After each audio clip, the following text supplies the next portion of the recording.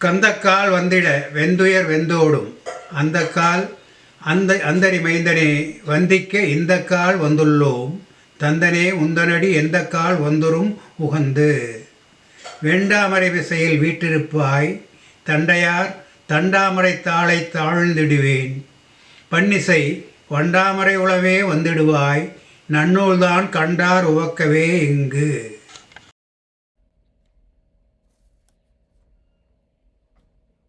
நன்னூல் தமிழர் செய்த நற்றவத்தால் தொன்னூலாம் தொல்காப்பியம் முழுமையாக நமக்கென்று கிடைத்துள்ளது. இது ஒரு இலக்கண நூலாகும். இதன் பின் ஏறத்தாழ 14 நூற்றாண்டுகளுக்கு பின் 11ஆம் நூற்றாண்டில் பொன்பற்றி காவலர் புத்தமித்திரனார் வீரசோழியம் என்ற நூலை யாத்தனர். 12ஆம் நூற்றாண்டின் முற்பகுதியில் குணவீர பண்டிதர் என்பார் நேமிநாதம் என்னும் நூலை இயற்றினார். அதே ஆண்டின் பிற்பகுதியில் பவணந்தி முனிவர் என்ற சைனர் நன்னூல் என்னும் நூலை இயற்றினார். தொல்காப்பியத்திற்கு பின் எழுந்த இலக்கண நூலில் இதுவே சிறந்தது என நாடி கற்றனர் புலவர்கள். இந்நூல் எழுத்து, சொல், பொருள், யாப்பு, அணி ஆகிய பற்றி 5 அதிகாரங்களாக எழுதப்பட்டதெனினும் இன்று நமக்கு எழுத்து அதிகாரம், சொல்லதிகாரம் ஆகிய 2 அதிகாரங்கள் மட்டுமே கிடைத்துள்ளன. இவை தவிர பாயிரவேல் என்ற இயல் ஒன்று நூலின் தொடக்கத்தில் காணப்படுகிறது. இந்நூலுக்கு சங்கர நமச்சிவாய புலவர், சிவஞான சுவாமிகள், விசாகப் பெருமாள் ஐயர், மயிலைநாதர், ராமானுச கவிராயர் மற்றும் பலர் உரை தந்துள்ளனர். பாயிரவியல், பொதுப்பாயிரம், சிறப்பு பாயிரம் ஆகியவை பற்றிய அரிய செய்திகள் பலவற்றை தருகின்றது. எழுத்ததிகாரம் எழுத்தியல், பதவியல், உயிரீற்று புணரியல், மெய்யீற்று புணரியல், உருவு புணரியல் ஆகிய இயல்களை கொண்டது. சொல்லதிகாரம் பெயரியல், வினையியல், இடையியல், உரியியல் ஆகிய இயல்களை கொண்டது. சிறப்பு பாயிரம். சிறப்பு பாயிரம் பாயிரம் என்றால் இப்போ நம்ம ஒரு நூலகத்துக்கு செல்கிறோம், நமக்கு விரும்பிய நூலை எடுத்து பார்க்கிறோம். முதல் பக்கத்தில் நாம் பார்க்கும் பொழுது அணிந்துரை, முன்னுரை இப்படி ஏதாவது ஒன்று இருக்கும். அதுதான் பாயிரம் எனப்படுவது. சிறப்பு பாயிரம் என்றால் அந்த நூலுக்கே உரிய பாயிரம் சிறப்பு பாயிரம் எனப்படும். இப்பொழுது சிறப்பு பாயிரம் நன்னூலுக்கே உரிய சிறப்பு பாயிரத்தை நாம் காணலாம். மலர்தலை உலகின் மல்கிருள் அகல இலகொலி பரப்பி யாவையும் விளக்கும் பருதியின் ஒருதானாகி முதல் ஈறு ஒப்பு அளவு ஆசை முனிவு இகந்து உயர்ந்த அற்புதமூர்த்திதன் அலர்தரு தன்மையின் மணவிருள் ஈரிய மாண்பொருள் முழுவதும் முனிவர அருளிய மூவரு மொழியுளும் குணகடல், குமரி, குடகம், வேங்கடம் 4 எல்லையின் இருந்தமிழ் கடலுள் அரும்பொருள் 5ஐயும் யாவரும் உணரத் தொகை வகை விரியில் தருக எனத் துன்னார் இகழற நூறி இருநில முழுவதும் தனதனக் கோழி தன்மத வாரணம் திசைதொரு நெருவிய திரளுரு தொல்சீர் கருங்கடல் வெண்குடை கார்நிகர் வன்கை திருந்திய செங்கோர் தீயகங்கன் அருங்கலை வினோதன் அமராபரணன் மொழிந்தனாக முன்னோர் நூலின் வழியே நன்னூர் பெயரின் வகுத்தனன் பொன்மதிர் சனகை சன்மதி முனியருள் பன்னருன் சிறப்பிற் பவணந்தி என்னும் நாமத்து இருந்தவத்தோனே. இது சிறப்பு பாயிரம் கொஞ்சம் நீண்டதாக இருக்குன்னு நினைக்க வேண்டாம். இந்த சிறப்பு பாயிரம் அவர் பவணந்தி முனிவர் எழுதியதில்லை. நன்னூலுக்காக அவர் பின்னாடி ஒரு அரிய புலவர் எழுதியிருப்பது. இதில் வருகின்ற சில அரிய சொற்கள், அதுக்கு பொருள் காணலாம். முதல்ல மலர்தலை என்றாலே பரந்த இடம், பரந்த இடத்தை உடைய மலர்தலை உலகின்னா பரந்த இடத்தை உடைய உலகின் மல்கிருள் அகல நிறைந்த செறிந்த இருளானது நீங்குமாறு இலகு ஒளி பரப்பி விளங்குகின்ற கதிரை பரப்பி யாவையும் விளக்கும் எல்லா பொருள்களை கண்ணுக்கு புலனாகும் எல்லா பொருள்களையும் கண்ணுக்கு தெரியுமாறு செய்கின்ற விளக்குகின்ற பருதி சூரியன் பருதியின் ஒருதானாகி பருதியைப் போல உலகிற்கே ஒப்பற்ற ஒருவனாக தனி ஒருவனாக இருந்து முதல் ஈறு ஒப்பு அளவு ஆசை முனிவு இகந்து உயர்ந்த முதல் தோற்றம் ஈறு ஒடுக்கம் ஒப்புமை அளவு அளவு ஆசை விருப்பு முனிவு வெறுப்பு இகந்து உயர்ந்த இயல்பாகவே அதையெல்லாம் நீக்கி உயர்ந்து நின்ற அற்புத மூர்த்தி. இது அதுகளை குறிக்கின்ற வார்த்தை. அதாவது ஞானமே மேனியாக உடையவன் என்று குறிப்பிடுகின்றார் உரையாசிரியர். அற்புத மூர்த்தி தன் அலர்தரு தன்மையின் விரிந்த இரக்கமுள்ள தன்மையினாலே இரக்கத்தன்மையினாலே கருணையினாலே விளங்கு விரிவான கருணையினாலே மனவிருள் எரிய மனதிலே சூழ்ந்திருக்கின்ற அறியாமையாகிய அந்த இருள் நீங்குமாறு மாண்பொருள் முழுவதும் மாட்சியப்பட்ட பொருள் முழுவதுமாக முனிவர அருளிய முனிவு என்றால் வெறுப்புன்னு பார்த்தோம். முனிவு அறனா வெறுப்பு நீங்க அதாவது விருப்புடன் அருளிய மூவரு மொழிகளும்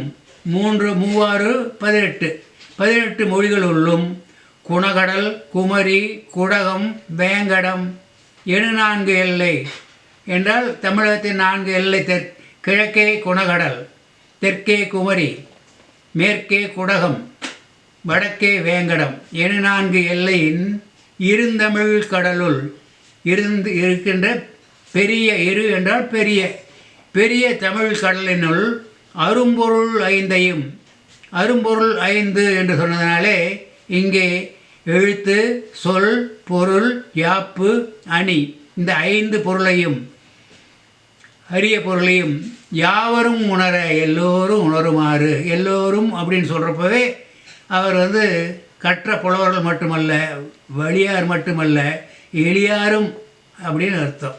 எல்லாரிடத்திலும் கொண்ட இரக்கம் காரணமாக யாவரும் உணருமாறு தொகை வகை விரியில் என்பது அதை யாப்பு வகை சொல்கின்றார். தொகை தொகுத்தும் வகுத்தும் விரித்தும் விரியில் தருக என்று துன்னார் பகைவர் துன்னார்னா பகைவர் இகழ் அற பகை இகழ்னா பகை அற பகை நீங்குமாறு நூறி அவர்களை துணித்து இரு நிலம் முழுவதும் பெரிய நிலம் முழுவதையும் தனது என கோழி தனது என கொண்டு தன் மதவாரணம் எல்லையின் வெற்றிக்கு சான்றாக தன்னுடைய மதமுள்ள யானைகள் அனைத்தையும் 8 திசைகளிலும் திசைதரும் நிறுவிய 8 திசைகளிலும் நிறுத்திய திரளுரு சொற்கள் திறமையுடைய தொல்சீர் பழமையான புகழையுடைய கருங்கடல் கருமையான கடலையுடைய வெண்குற்ற குடையை உடைய கார்நிகர் மேகத்தை நிகர்த்த வன்கை வல்லன்மையுடைய கையை உடையவனும் திருந்திய செங்கோல் வளையாத செங்கோல் சீயகன் செங்கோலுடையவனும் ஆகிய சீயகங்கன் அதுதான் மன்னன் பெயர்.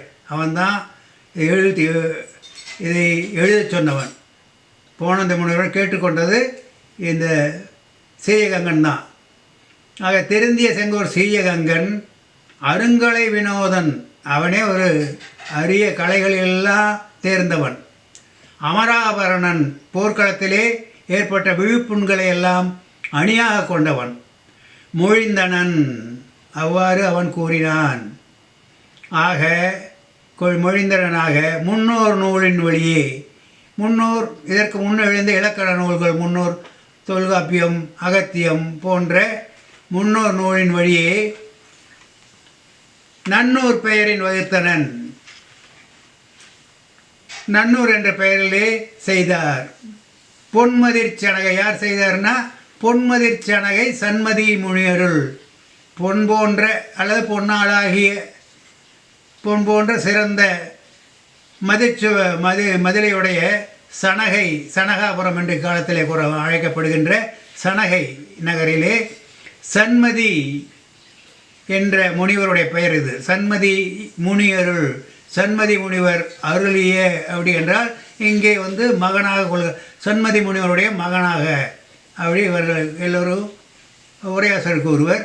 சிலர் வந்து சன்மதி முனி அருள் என்பதற்கு சன்மதி முனிவருடைய சீடராக உள்ள பன்னருஞ்சிறப்பிற் என்னும் அப்படின்னா சொல்லுதற்கரிய சிறப்பை உடைய பவனந்தி என்னும் நாமத்து இருந்தவத்தோனே என்னும் பெயரை உடையோன் அப்படிங்கிறது நாம் ஒவ்வொரு பதமாக பார்த்து ஒவ்வொரு சொல்லாக பார்த்து அதனுடைய இதை பார்க்குறோம். இப்போது முதல் மலர்தலை உலகின் அப்படின்றது அலர்தரு தன்மையின் அது வரலும் அருக வணக்கம்.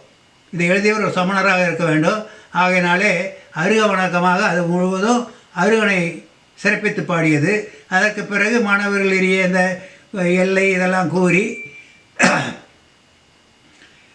துன்னார் அதிலிருந்து ஆரம்பித்து அமராவரணன் முடிய எல்லாம் சீயகங்கனை பற்றியது. சீயகங்கனுடைய சிறப்பை பற்றி கூறி பிறகு அவர் கேட்டுக்கொண்டதற்கு இணங்க அடுத்து வர்றது வந்து சன்மதி முனியருள் பொன்மதி சனகை சன்மதி முனியருள் பன்னருஞ்சிறப்பிற் பவனந்தி என்ன நாமத்திருந்தவத்தோன் அப்படின்னு சொல்கிறாங்க. இப்பொழுது அதனுடைய பொழிப்புரை பார்க்கலாம். பரந்த இடமுடைய பாரில் நிறைந்த ஆறிருள் கெட விளங்கும் கதிரை பரப்பி அனைத்து உருவங்களையும் கற்பலனாகச் செய்யும் சூரியனைப் போல உலகுக்கெல்லாம் ஒப்பற்ற தனி ஒருவனாகி தோற்றமும் ஒடுக்கமும் ஒப்புமையும் அளவும் வெறுப்பும் விருப்பும் ஆகியவற்றை இயல்பாக நீக்கி நின்ற தலைவனாகிய ஞானமே திருமேனியானவன் தனது விரிந்த தன்மையாகிய கருணையாலே உயிர்களின் மன இருளாகிய அவித்தை கட மாற்றியப்பட்ட அறம் பொருள் இன்பம் வீடு என்னும் 4 பொருளையும் விருப்புடன் அருளி செய்து 18 நிலத்துள்ளும் வழங்கும் மொழிக்குள்ளும் குணகடல் குமரி குடகம் வேங்கடம் எனும் 4 எல்லையினையுடைய நிலத்து மொழியாகிய பெரிய தமிழ்கடலுள் எழுத்து சொல் பொருள் யாப்பு அணி என்ற அரிய பொருள் 5ஐயும் இயற்றமிழில் வழியோர் எளியோர் ஆகிய அனைவரும் உணர தொகுத்தும் வகுத்தும் விரித்தும் யாப்பினால் தருக என பகைவரது பகைமை கட அவரை துணித்து பெரித நிலவுலகு முழுவதையும் தனதெனக் கொண்டு தன் வெற்றிக்கு சான்றாக 8 திக்குகளிலும் தன் மத யானைகளை நிறுத்திய திறமை பொருந்திய பழமையான புகழையும் கருமையான கடல்களையும் வெண்கொற்ற கொடையையும் மேகம் நிகர்த்த வன்மையையும் உடைய கைகளையும் தவறாத செங்கோலினையும் உடைய சீயகங்கன் அரிய கலைகளில் தேர்ந்தவன் போர்க்களத்தில் பெற்ற விழிப்புண்களை அணியாக உடையவன் மொழிந்ததால் அகத்தியம் தொல்காப்பியம் போன்ற முன்னோர் நூல்களின் வழி நின்று நன்னூல் என்ற பெயரில் செய்தான். பொன்னாளாகிய மதிலையுடைய சனகை என்னும் ஊரில் சனகாபுரம் என்னும் ஊரில் இருக்கும் சன்மதி முனிவன் பெற்ற சொல்லுதற்கரிய ஞான ஒழுக்க சிறப்பினையும் பவனந்தி என்னும் பெயரினையுடைய பெரிய தவத்தினை உடையோன். பிறகு பார்க்கலாம் சிறப்பு பாயிரம். இப்போ இந்த சிறப்பு பாயிரத்தை பார்த்தோம்லவா, சிறப்பு பாயிரம் உணர்த்துவது என்ன அப்படின்னா அது 11 கூறுகளை உணர்த்த வேண்டும். சிறப்பு பாயிரம் அது அனைத்தும் இந்த சிறப்பு பாயிரத்தில் இருக்குது. பாருங்கள் எப்படின்ட்டு, எப்படி சிறப்பு பாயிரம் எப்படி உணர்த்துதுன்னு பாருங்கள், என்னென்ன உணர்த்துதுன்னு பார்க்கலாம். பவனந்தி என்றதால்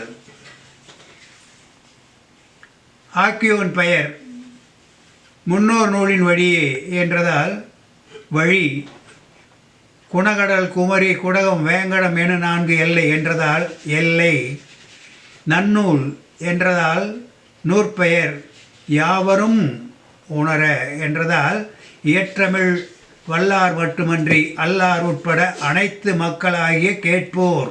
இந்த கேட்போர் ரொம்ப முக்கியம். தொகை வகை விரி என்றதால் யாப்பு, அரும்பொருள் 5 என்றதால் நுதலிய பொருள், யாவரும் உணர என்றதால் உணர்வதால் மொழித்திறனுக்கு தடையானவற்றை நீக்குதல் என்னும் பயன். இங்கே இந்த பயன் தான் முக்கியம், பயன்கிற சொல். சீயகங்கன் மொழிந்தனன் என்றதால் சீயகங்கன் காலம் தெரிகிறது. அவர் 17ஆம் நூற்றாண்டு பிற்பகுதியிலே 11ஆம் நூற்றாண்டிலே ஆண்டவர்.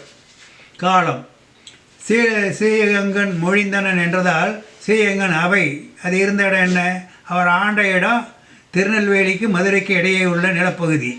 அங்கே உள்ள அவருடைய சீயகங்கன் அவையிலே அது பாடப்பெற்றது. சீயகங்கன் மொழிந்தனன் யாவரும் உணர என்றதால் யாவரிடமும் கொண்ட இரக்கத்தின் காரணம், இரக்கம் என்ற காரணம் நமக்கு தெரிகிறது. ஆக சிறப்பு பாயிரம் நமக்கு என்ன உணர்த்துன்னு பாருங்கள். ஆக்கியோன் பெயர், வழி, எல்லை, நூற்பெயர், கேட்போர், பயன், முதலிய பொருள், பயன், காலம், இடம், காரணம் ஆகியவற்றை உணர்த்துகின்றது.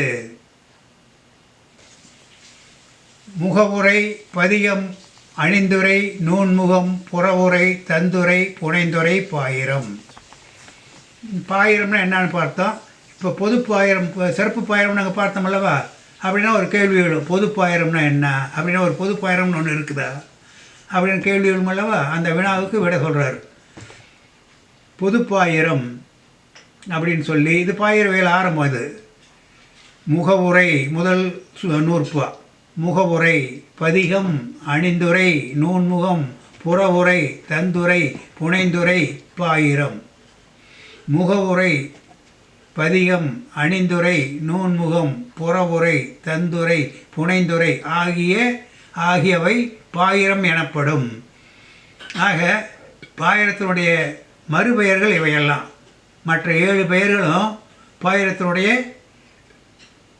வேறு பெயர்கள். முகவுரை, பதிகம், அணிந்துரை, நூன்முகம், புறவுரை, தந்துரை, புனைந்துரை, பாயிரம். அப்போ பாயிரத்தின் பெயர் ஏன் அப்படி சொன்னார்? பாயிரம்னு பெயர் இருக்கிறப்ப மற்ற பெயர் ஏன் வச்சாருன்னா, அது ஒரு காரணத்தின் காரணமாக அந்த பெயர் கொடுக்கப்பட்டிருக்கிறது.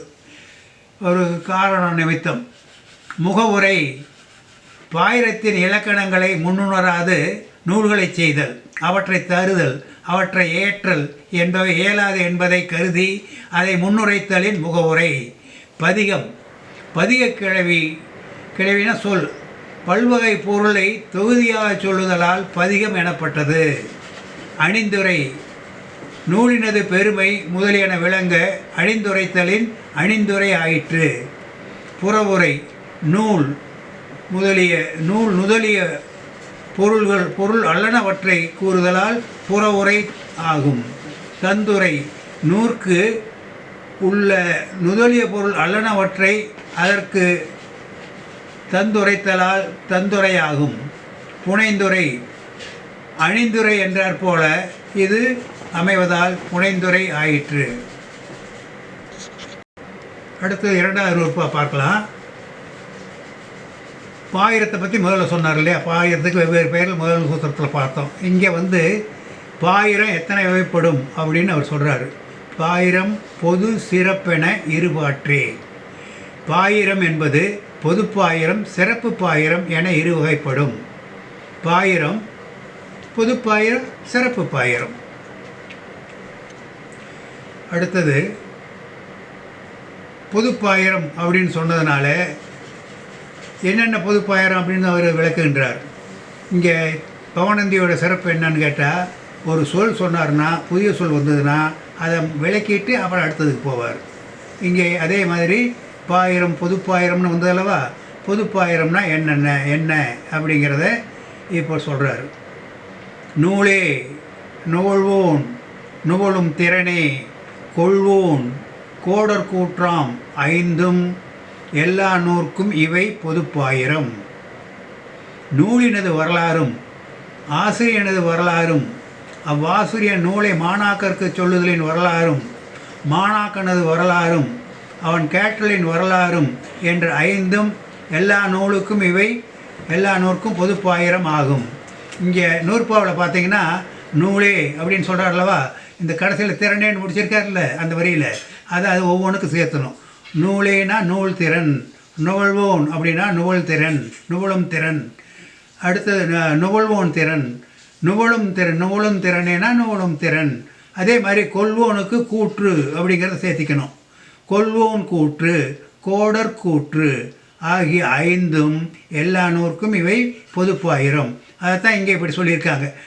ஒவ்வொரு தடையும் நூலினது வரலாறும் ஆசிரியனது வரலாறும் அவ்வாசிரியன் நூலை மாணாக்கருக்கு சொல்லுதலின் வரலாறும் மாணாக்கனது வரலாறும் அவன் கேட்டலின் வரலாறும் என்ற 5ம் எல்லா நூலுக்கும் பொதுப்பாயிரம் ஆகும். இங்கே கோடல் கூற்று அப்படின்னா, கோடல்னா கொள்ளுதல், பெற்றுக்கொள்ளுதல், அதாவது ஆசிரியரிடமிருந்து கற்றுக்கொள்ளுதல். அவன் கேட்டல் வரலாறு, அதுதான் கேட்டல். அது கேட்டல் கூறாமைங்கிறது கோடல் கூறாம் கொள்ளுதல் அப்படிங்கிறது. பொதுப்பாயிரம் ஆக என்னென்ன இது சொல்லியிருக்கு. பொதுப்பாயிரத்தில் என்னென்ன வரணும்? நூல் திறன், நுகழ்வோன் திறன், நுகழும் திறன், கொள்வோன் கூற்று, கோடற் கூற்று என்ற 5 வர வேண்டும் எல்லா பொதுப்பாயிரத்துக்கும். இங்கே திறன் கூற்று என்பது வரலாற்றை என்பர் அறிஞர். நூலினது வரலாறு. இப்போ நூலினுடைய அங்கே ஒவ்வொரு நான் ஏற்கனவே சொல்லியிருக்கேன்லவா, ஒவ்வொரு சொல்லுக்கும் அவர் விளக்கிட்டு போவார்னு. அங்கே ஏற்கனவே நூலுங்கிறத முதல்ல சொன்னார்ல. அப்போ இங்கே எல்லாம் நூலை பற்றி என்னென்ன தகவல் உண்டோ எல்லாத்தையும் சொல்லுவார். நூலை விளக்கி விட்டு தான் அடுத்தது நூல் ஒன்றுக்கு சொல்வார். இப்படியே நாம் வரிசையாக சொல்லிகிட்டே வருவார். இங்கே பாருங்கள், 4வது நூற்பாவில் நூலின் இயல்பே நுவலின் ஓரிரு பாயிரம் தோற்றி மும்மையின் ஒன்றாய் நாற்பொருள் பயத்தோடு எழுமதம் தழுவி ஐயிரு குற்றமும் அகற்றி அம்மாட்சியோடு எண்ணான்கு உத்தியின் ஓத்து படலம் என்னும் உறுப்பினில் சூத்திரம் காண்டிகை விருத்தியாகும் விகற்ப நடை பெருமே. இது சூத்திரம். இந்த நூற்பா சூத்திரம்னு சொல்லுவாங்க, நூற்பா. அந்த பொருள் பாருங்கள். ஒரு நூலினது வரலாற்றை கூறின் அது 2 வகை பாயிரங்களையும் 3 வகை நூல்களுள் ஒன்றாகவும் 4 வகை பயன்களை அளிப்பதாகவும் 7 வகை மதங்களை தழுவியதாகவும் 10 குற்றங்கள் அகற்றியதாகவும் 10 வகை அழகு ஆகிய அம்மாண்புடன் 32 உத்திகளோடு ஓத்து படலம் என்னும் உறுப்புகளுடன் சூத்திரம் காண்டிகை விருத்தி என விகற்பித்து 13 விகற்ப நடைகளை பெற்று வரும். இந்த விகற்ப நடை 13ம் ஒரு நூலுக்கு இருக்கணும், நூலில் இருக்கணும். இதை சொல்கிறாங்க நூலின் வரலாறு. இதை சொல்கிறாங்க நூலின் வரலாறு அப்படிங்கிறத சொல்கிறப்போ, நூலின் வரலாறில் நம்ம ஏற்கனவே நூலுங்கிற சொன்னது நூலின் வரலாறு இப்போ சொல்கிறாரு. இப்போது அதில் பொதுப்பாயிரம், சிறப்பு பாயிரம், மும்மையில் ஒன்று, நாற்பொருள் பயத்தல், எழுமதம் தழுவல், ஐயிரு குற்றமும் அகற்றல், 10 அழகு மாட்சி பெறல், எண்ணான்கு உத்தி, ஓத்து படலம் சூத்திரம் காண்டிகை விருத்தி. நான் ஏற்கனவே சொன்ன மாதிரி ஒவ்வொரு சொல்லி விளக்கிட்டு போகிறான்னு சொல்லுவாங்கல்ல. இங்கே என்ன சொன்னார்னா, ஓரிரு பாயிரம் தோற்றின்னு முதல் தூத்தத்தில் சொன்னார். அது ஏற்கனவே சொல்லிட்டார். 2 சிறப்பு பாயிரம், சிறப்பு பாயிரம், பொது பாயிரம், 2 பாயிரங்கள். அது நமக்கு நல்லா தெரியுது. அடுத்தது மும்மையின் ஒன்றாய் என்ற வார்த்தை சொன்னார்லவா, 3ல் ஒன்றாக அந்த நூல் இருக்க வேண்டும். 3 வகை நூல்களுள் ஒரு நூலாக அது இருக்க வேண்டும்னு சொன்னார்லவா, அதை விளக்குறாரு. இப்போது என்னென்ன 3 நூல்னு தெரியாதல்லவா, அந்த வினாவுக்கு இவர் பதில் சொல்கிறார். முதல் வழி சார்பு என நூல் 3ஆகும். முதல் நூல், வழிநூல், சார்பு நூல் என நூல்கள் 3 வகைப்படும். நூல் முதல் நூல், வழிநூல், சார்பு நூல். அவற்றுள் 6வது நூற்பா. அவற்றுள் இப்போ மறுபடியும் முதல் அப்படின்னு சொன்னார்லவா, அந்த முதலை விளக்குறார். முதல் நூல்னால் என்ன அப்படின்னு விளக்குறார். அவற்றுள் வினையின் நீங்கி விளங்கிய அறிவின் முனைவன் கண்டது முதல் நூலாகும். 3 வகை நூல்களுள் நல்வினை தீவினைகள் நீங்கி விளக்கப்படும் அறிவினையுடைய உயிர்களுக்கு வினையின் நீங்கி விளங்கிய அறிவினையுடைய முதல்வன் முதலில் செய்தது முதல் நூலாகும். 7வது நூற்பா பாருங்கள். அப்போ முதல் நூலை பற்றி சொல்கிறப்போ சொல்லிட்டார், முதல் நூலை சொல்லிட்டார். அடுத்தது வழி நூல்னால் என்ன அப்படின்ட்டு, முதல் வழி சார்பான 3ஆன்னு சொன்னார்ல. அப்போ வழி நூல்னால் என்னங்கிறத இங்கே விளக்குறார். முன்னோர் நூல். இப்படியே தான் வரிசையாக எல்லா சொற்களும் நமக்கு ஒரு சொல் சொன்னால் அந்த சொல்லினுடைய விளக்கம் பின்னால் கொடுத்துட்டு, நமக்கு தெரியாத சொல், அதுக்கு முக்கியமான சொற்களுடைய விளக்கத்தை கொடுத்துக்கிட்டே போவார். அதை அதனுடைய இலக்கணத்தை கொடுத்துக்கிட்டே போவார். முன்னோர் நூலின் முடிவு ஒருங்கு ஒத்து பின்னோன் வேண்டும் விகற்பம் கூறி அழியா மரபினது வழிநூலாகும். முன்னோர் நூல்களின் பொருள் முடிவு முழுவதும் ஒத்து முதல் நூல் இருக்க வழிநூல் ஆக்கும் காரணத்தை வழிநூல் செய்வோன் கூறி கூறும் விகற்பங்கள் பலருக்கும் ஏற்கத்தக்கதாக அமைந்து அழியாது உலகத்தில் நின்று நிலைக்கும் மரபை உடையது வழிநூல். அப்போ வழிநூல்னால் என்ன? முன்னோர் நூலினுடைய முடிவை அவர் ஏற்றுக்கணும். ஒருங்கொத்து ஒரு ஒரு ஒரு பால் ஒத்து முதல் நூல் இருக்க ரெண்டாவது நூல் ஏன் செய்தேன் அப்படிங்கிற காரணத்தையும் சொல்லி அப்புறம் அந்த சொல்லக்கூடிய விருப்பங்கள் பலருக்கும் ஏற்புடைத்தாக இருக்க வேண்டும். அப்படி இருந்து அழியாத உலகத்தில் நிற்கும் நிலைக்கும் மரபுவது வழிநூலாகும். அடுத்தது புடைநூல். சார்பு நூல்னு சொன்னாலவா, அதைத்தான் இங்கே புடைநூல்னு சொல்கிறாரு. இந்த இதில் துணுப்பால் நீங்கள் பார்த்தீங்கன்னா, இருவர் நூற்கும் ஒரு சிறை தொடங்கி திரிபு வேறு உடையது புடைநூலாகும். முதல் நூல் வழிநூல் ஆகியவற்றின் பொருள் முடிவு ஒரு புடை ஒத்தும், ஒரு சார்பாக ஒரு பக்கமாக ஒத்தும், பெரும்பாலும் திரிவுடையதாகவும் கொஞ்சம் சிறுபான்மை ஒரு மாதிரி அது சரி இது முடிவுக்கு கிட்டத்தட்ட சொல்லி, ஆனால் பெரும்பாலும் அதுக்கு மாறுபட்டதாக திரிவுடையதாக வருவது சார்பு நூலாகும்.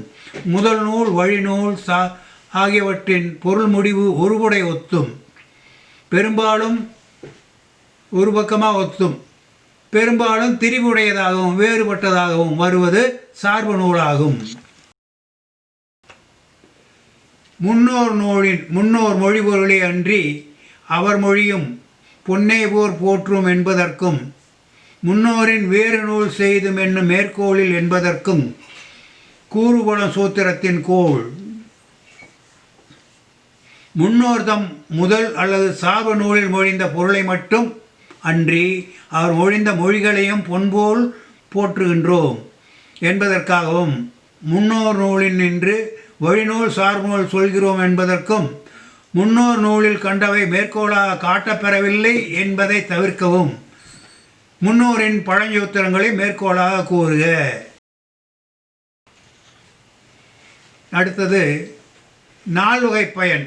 முதல்ல மும்மையில் ஒன்றாய் முடிச்சுட்டார். இப்போது அந்த சூத்திரத்தை மும்மையில் ஒன்றாயின் முதல் சூத்திரத்தை வந்திருக்கும் பாருங்கள். அது முடிச்சுட்டு மூணு நூல்களை முடிச்சுட்டு அப்புறம் நாற்பொருள் பயத்தொடும் அப்படின்னு வரும்.